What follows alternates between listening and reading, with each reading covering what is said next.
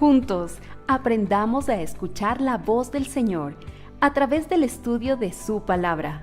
Aprendamos a obedecer sus principios y que su verdad se establezca en nuestras vidas. Toda alabanza y honores a usted, Padre.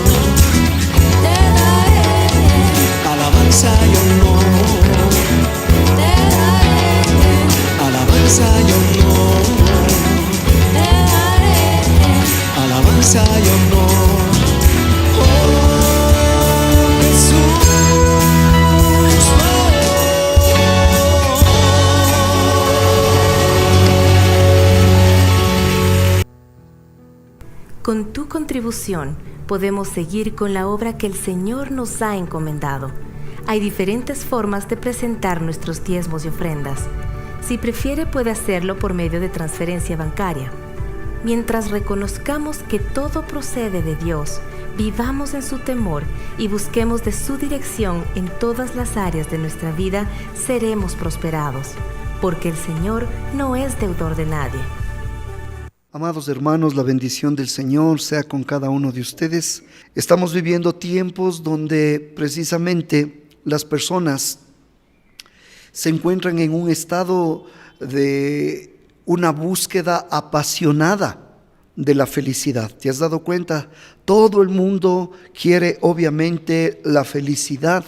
¿Habrá alguna diferencia entre la felicidad y el gozo bíblico? Pero todo el mundo quiere felicidad. Tal vez no todo el mundo conoce siquiera o anhele tener el gozo bíblico. Y en esta búsqueda apasionada de la felicidad, nosotros vemos el día de hoy que estamos inundados de materiales de autoayuda. Por ejemplo, tenemos libros de autoayuda, tenemos oradores, coaching, tenemos motivadores, tenemos en las redes sociales los famosos influencers, tenemos columnistas que hacen opinión y pretenden ofrecer la llave, la clave de la felicidad. ¿Te has dado cuenta? Esto nos inunda por todo lado. Todo el mundo nos quiere decir cómo encontrar la clave de la felicidad. Ahora, a la hora de la hora, nos damos cuenta que lastimosamente esa llave que se supone que va a abrir la puerta de la felicidad, para muchos la puerta sigue cerrada y seguirá cerrada. Para muchos que ponen tal vez su esperanza lejos de lo que dice la palabra de Dios, se dan cuenta que son incapaces de controlar sus circunstancias. Y ellos pretenden precisamente ser felices siempre y cuando todas las circunstancias estén bien. Y descubren más tarde que temprano, o más temprano que tarde, que son precisamente las circunstancias las que los controlan.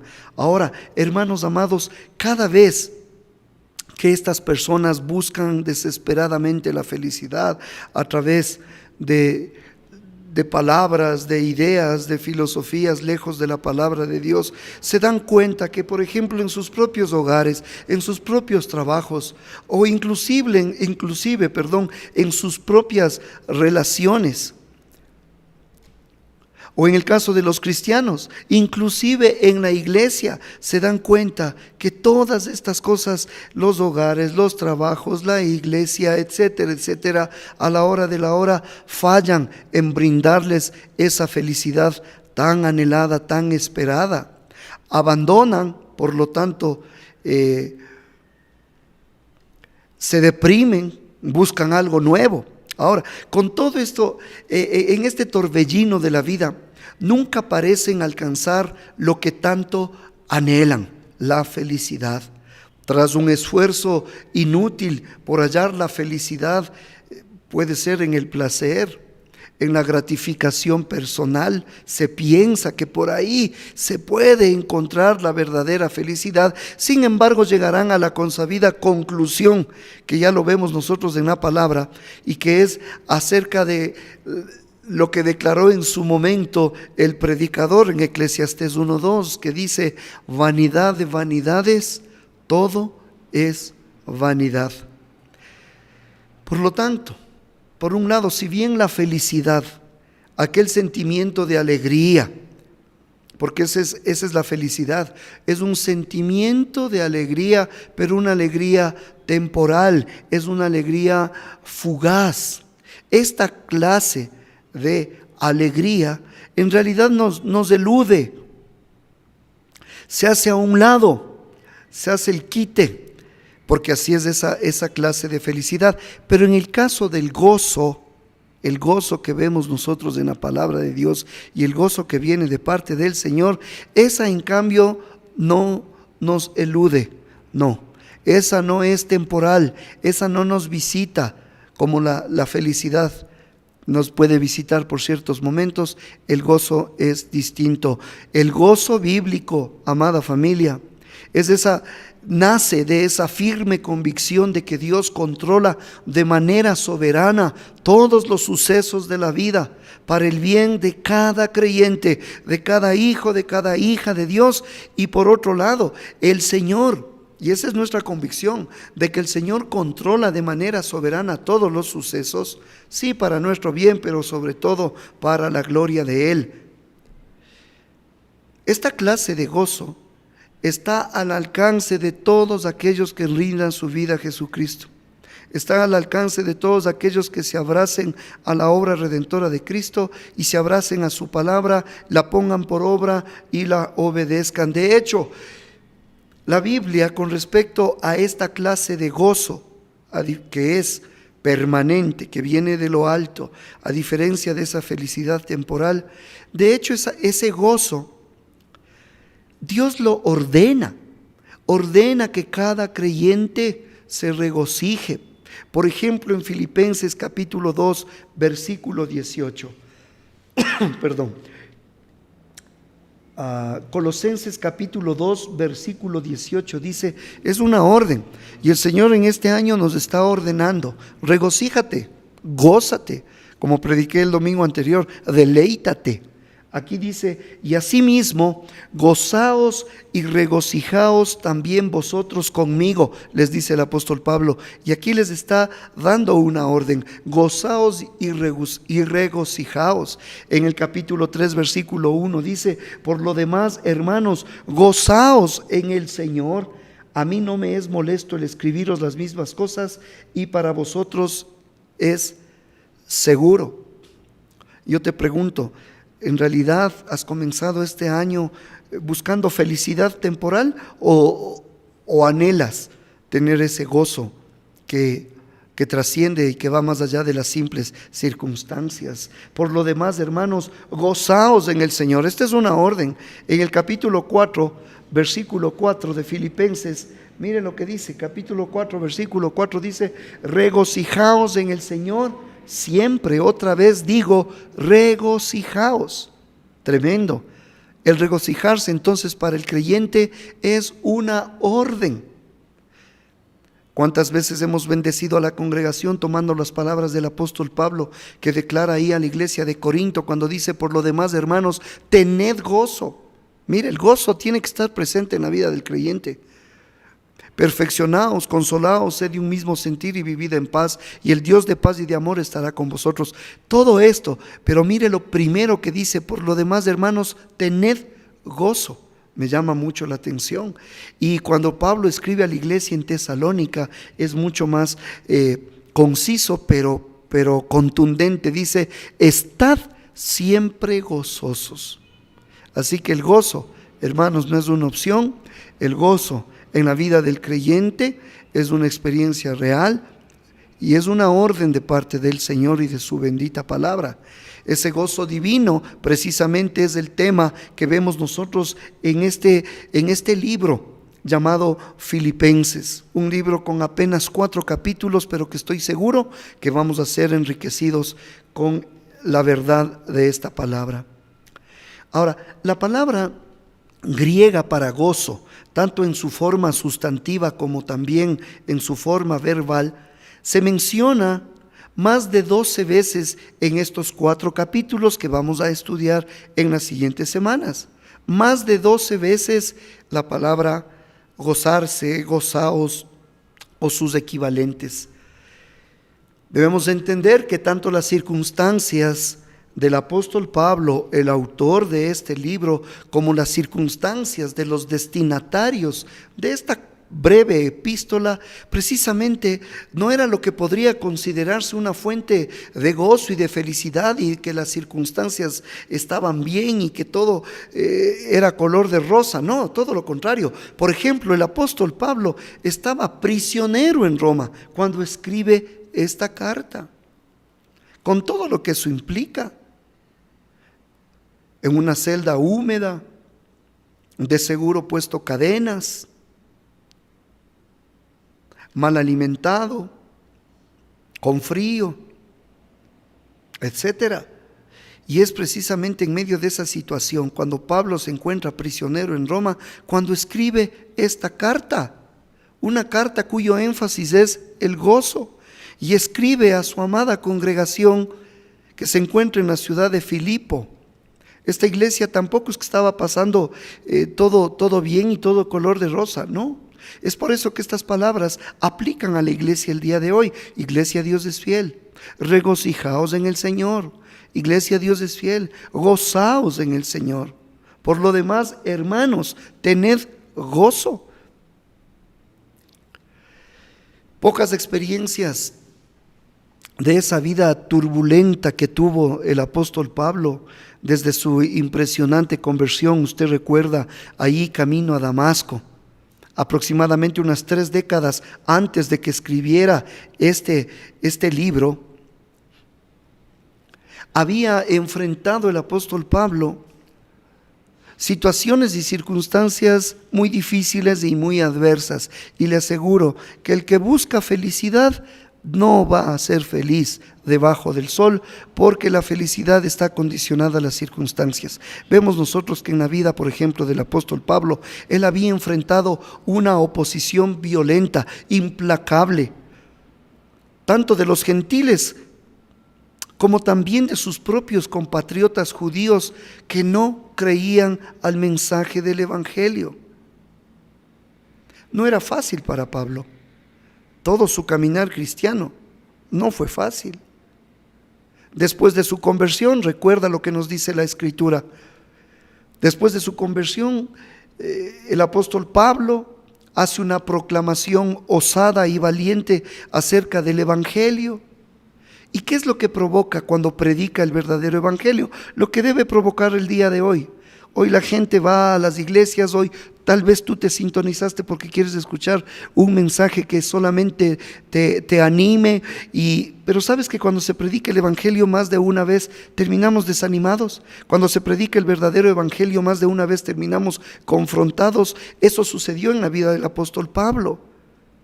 Presenta de manera valiente el evangelio, y precisamente lo que despierta es la ira de la población judía ahí en Damasco.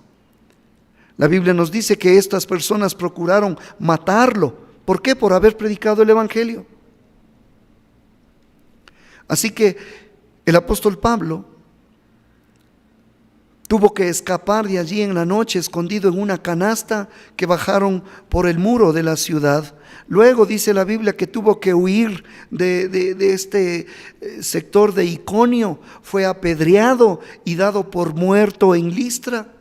Luego dice la Biblia que fue golpeado y encarcelado precisamente aquí en la ciudad de Filipo.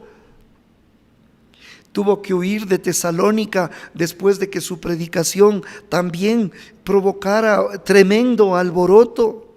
Luego el apóstol Pablo sale hacia la ciudad de Berea, de donde también tuvo que escapar. El apóstol Pablo soportó la mofa, soportó la burla de los filósofos griegos ahí en la ciudad de Atenas. Te das cuenta que las circunstancias no era como para que esté feliz, pero Pablo tenía algo especial. No era felicidad momentánea, era gozo, ese gozo que permanece. Hermanos, el apóstol Pablo fue llevado, no sé si tú has leído o recuerdas, que fue llevado ante el procónsul romano ahí en la ciudad de Corinto. Enfrentó la oposición judía, el alboroto luego en la ciudad de Éfeso. Cuando el apóstol Pablo se disponía a viajar desde Grecia hacia Palestina, se arma una confabulación judía en contra suya, que le obliga a cambiar su itinerario. Recuerdo cuando Pablo dice, después de haber estado allí 3 meses, siéndole puestas acechanzas por los judíos para cuando embarcase para Siria, tomó la decisión de volver por Macedonia. Hermanos queridos, a veces nosotros por menos perdemos el gozo, por mucho menos. Vemos en la vida del apóstol Pablo, qué tremendo ejemplo, hermanos. Qué hombre de Dios, qué siervo de Dios. La Biblia luego nos muestra que de camino, por ejemplo, a Jerusalén, se encontró con los ancianos de Éfeso, ahí en Mileto, y les declaró y les dijo con tanta frontalidad, les dijo: ligado yo en espíritu, voy a Jerusalén, sin saber lo que allá me ha de acontecer, salvo que el Espíritu Santo por todas las ciudades me da testimonio, diciendo que me esperan prisiones y tribulaciones. Hermanos, esto está en Hechos capítulo 20, versículo 22 y 23. Si te das cuenta, de acuerdo a la mentalidad de muchos dentro de la iglesia, no se diga fuera de la iglesia, muchos dentro de la iglesia, diríamos: ¿y cómo puede tener gozo el apóstol Pablo? Si el mismo Espíritu Santo le da testimonio y le confirma y le dice que le esperan prisiones y que le esperan tribulaciones. Amados, es el mismo que nos está diciendo: por lo demás, hermanos, gozaos en el Señor. Es el mismo que nos habla desde una prisión, como les comenté. El Espíritu Santo le había entonces anticipado, sin embargo su gozo no se fue. Hermano, ¿qué nos sucedería a nosotros si el mismo Espíritu Santo que habitaba en la vida del apóstol Pablo y que habita en la vida de cada creyente, el día de hoy nos dijera que lo que nos esperan es tribulaciones y lo que nos espera en los siguientes días es prisiones? No sé cómo reaccionaríamos nosotros. Sin embargo, vemos la diferencia en la vida de Pablo. Vemos nosotros que al llegar a Jerusalén, los judíos de Asia Menor lo reconocen ahí en el templo al apóstol Pablo. Una turba enfurecida lo golpea brutalmente y fue rescatado de una muerte segura por la intervención de soldados romanos que lo arrestaron. Imagínate. Mientras Pablo estaba bajo custodia ahí en Jerusalén, los judíos hicieron algo. Ellos planearon otra emboscada contra su vida, y esto ocasionó que el comandante romano lo enviara al gobernador en Cesarea bajo estricta vigilancia. El Espíritu Santo le había anticipado que iba a tener muchas prisiones y muchas tribulaciones, y no le era novedoso para Pablo. Sin embargo, su gozo permanecía firme. Después que su caso se prolongara 2 años sin resolverse, y ante 2 gobernadores romanos, Pablo ejerció su derecho como ciudadano romano y apeló a César. Tras un viaje agitado que incluyó el naufragio en una recia tormenta, el apóstol Pablo llegó a Roma. Y en el momento de escribir Filipenses, una vez más, el apóstol Pablo pasaba su 4º año de custodia romana, a la espera de la decisión final del emperador, nada más y nada menos que de Nerón, para tratar su caso. Así que la iglesia en Filipos también tenía su cuota de dificultades. Imagínate, con semejante gobernante, con semejante tirano. Por lo tanto, los miembros de la iglesia en Filipo eran extremadamente vulnerables al sistema, al imperio. Eran extremadamente pobres, por cierto. Tanto que Pablo se admiró al constatar la contribución de ellos a la ofrenda que recaudaron para los pobres en Jerusalén. Se admiró de que la iglesia de Filipo se extienda de esta manera tan generosa, cuando ellos mismos no es que les sobraba dinero o bienes materiales. Y esta es una enseñanza también para nosotros, mis amados, a ser fieles al dar, al apoyar, a la obra. Al igual que el apóstol Pablo, la misma iglesia en Filipo sufría persecución por causa de Cristo.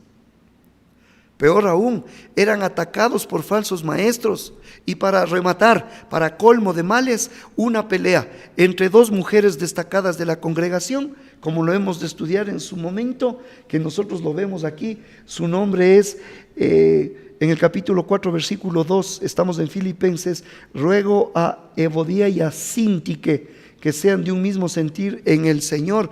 Estaban estas dos hermanitas teniendo diferencias y eran mujeres destacadas dentro de la congregación, pero estas mujeres, al no saber manejar bien sus diferencias en la iglesia, amenazaban con dañar la unidad de la misma. Tremendo.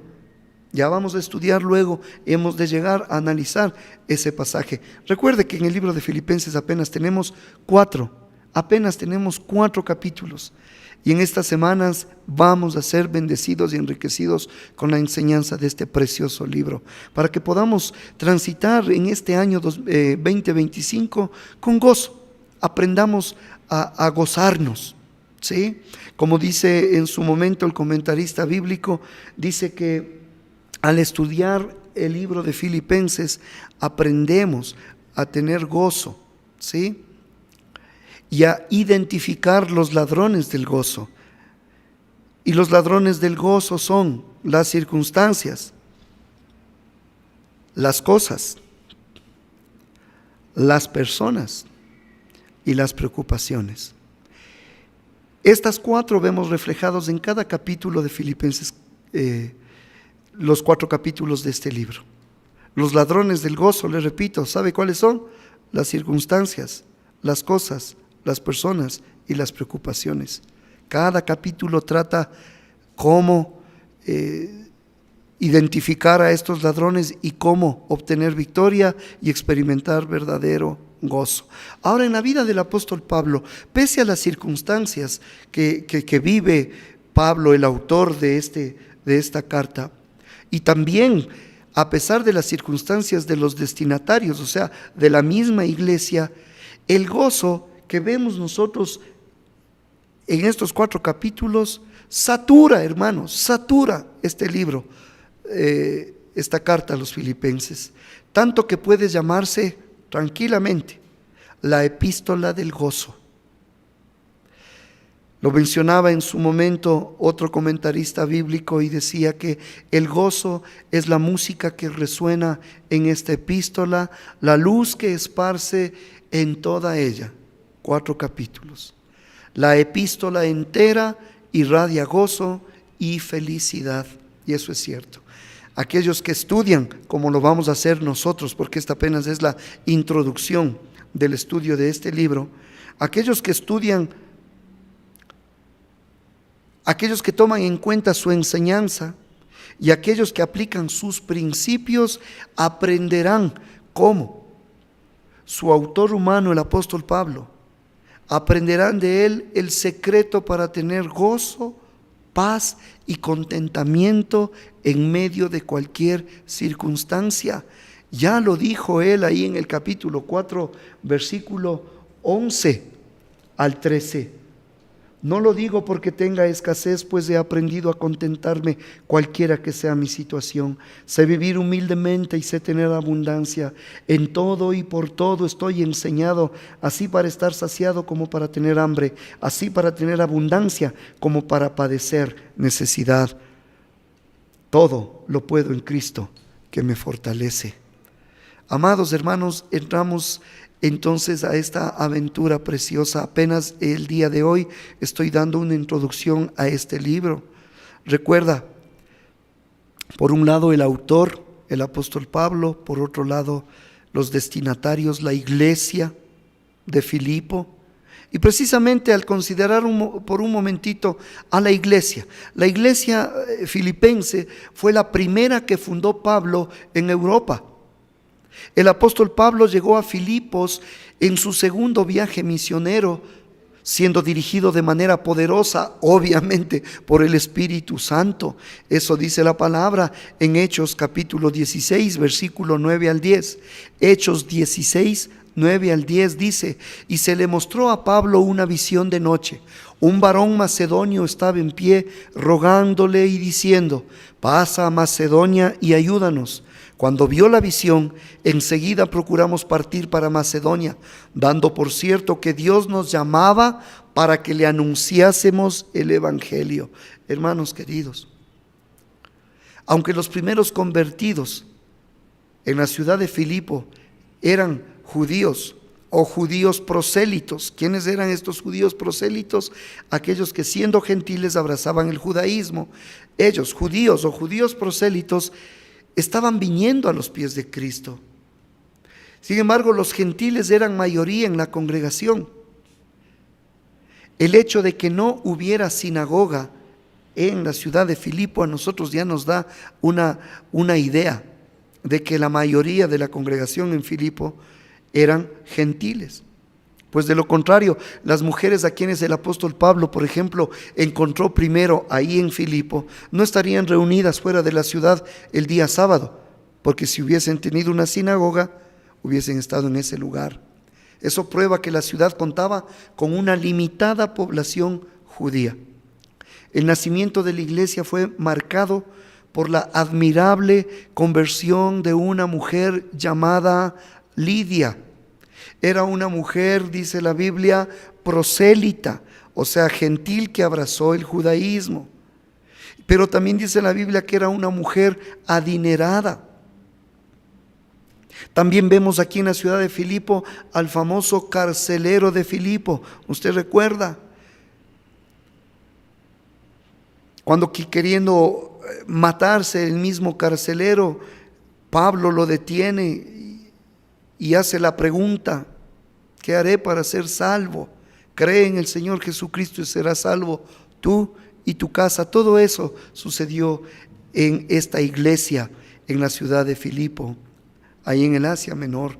Los filipenses sentían un profundo afecto, los hermanos de la iglesia sentían un profundo afecto por el apóstol Pablo. Y Pablo nos muestra en estos 4 capítulos que también era recíproco con ellos. Aunque eran pobres, ellos solo lo apoyaron económicamente durante una etapa de su ministerio. En el capítulo 4, versículo 15 dice, 4:15 dice: y sabéis también vosotros, oh filipenses, que al principio de la predicación del evangelio, cuando partí de Macedonia, ninguna iglesia participó conmigo en razón de dar y recibir, sino vosotros solos. Era una iglesia que, aunque no abundaba en dinero, en recursos, era una iglesia muy generosa. Este es un desafío también para cada uno de nosotros, mis amados. Era una iglesia generosa con la obra del Señor. Ahora, después de muchos años, habían vuelto esta misma iglesia a enviar al apóstol Pablo una abundante contribución en los momentos de necesidad. En su momento lo vamos también a tratar, pero Pablo escribe entonces esta carta a su amada congregación filipense para agradecerles su generosa dádiva. Capítulo 4, usted lo puede ver desde el versículo 10 al 19. Ahí el apóstol Pablo explica el motivo por el cual les enviaba de nuevo un agradecimiento y les recomendaba a este hombre llamado Epafrodito para informarles sobre sus circunstancias y advertirles acerca del peligro de los falsos maestros. Amados, yo quisiera que por favor, para terminar este mensaje, guardes en tu corazón esta verdad. Vemos nosotros a través de la palabra que una cosa es buscar la felicidad y que algo muy distinto es experimentar el gozo del Señor. La felicidad es temporal, es circunstancial. Y tal vez tú este año estés buscando a través de muchas formas, libros de autoayuda, gurúes del tema de cómo ser feliz, cómo alcanzar la felicidad. Yo te quiero decir de inicio y de manera contundente, hermano, sigamos juntos en los estudios de este libro y no te dejes de engañar. La felicidad está sujeta a las circunstancias. El gozo del Señor está por encima de las circunstancias. Y lo que nos depare este 2025, que podamos guardar esta serie de mensajes y que podamos experimentar un verdadero gozo. Inclina tu rostro, Señor. Gracias por poder compartir tu palabra en este nuevo año y poder adentrarnos en este libro precioso, la carta de Pablo a la iglesia en Filipo. Apenas 4 capítulos, pero que de seguro vamos a ser enriquecidos. Por este día y por esta ocasión, guardamos esta verdad. La felicidad es temporal, el gozo es permanente. Señor, como iglesia anhelamos ese gozo que permanece. Enséñanos a tener las actitudes del apóstol Pablo, enséñanos a comportarnos como los hermanos de la iglesia en Filipo y sobre todo, tú eres el modelo perfecto. Tú eres, Señor, nuestro verdadero maestro y guía. Tu bendición sea sobre cada uno de tus hijos. En Cristo Jesús. Amén. Y todos decimos amén. Dios les bendiga. Este fue un discipulado en línea de la Iglesia Cristiana Dios es Fiel. Esperamos que este tiempo haya sido de edificación para su vida. Gracias por habernos acompañado y por compartir este mensaje con otros. Si necesita ayuda o más información, no dude en contactarnos. Será para nosotros un privilegio servirlos. Dios los bendiga.